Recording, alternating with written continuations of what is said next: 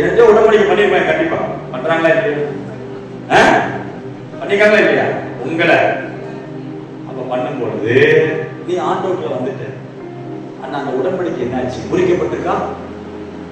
அந்த உடன்படிக்கை முறிக்கப்பட்டிருக்கா? அது முறிக்கப்படணும்.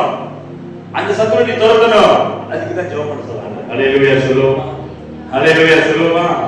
எனக்கு விரோதமா எங்க அம்மா செய்த காரியங்கள், எங்க அம்மா என்னை கொண்டு போய் கோயில விட்ட காரியங்கள் எல்லாத்தையும் நீ மன்னிச்சு, ஹல்லேலூயா, உங்களுடைய பரிசுத்த ரத்தத்தினால என்னை சுத்தமாக்கும் ஆண்டவரே. ஆமென். அந்த உடன்படிக்கை நான் முறிக்கிறேன் முறிக்கிறேன் முறிக்கிறேன் உபவாசம் பண்ணி ஜெபம் பண்ணு. ஹல்லேலூயா. விக்கிர ஆவிகளை உடைச்சு ஜெபிங்க.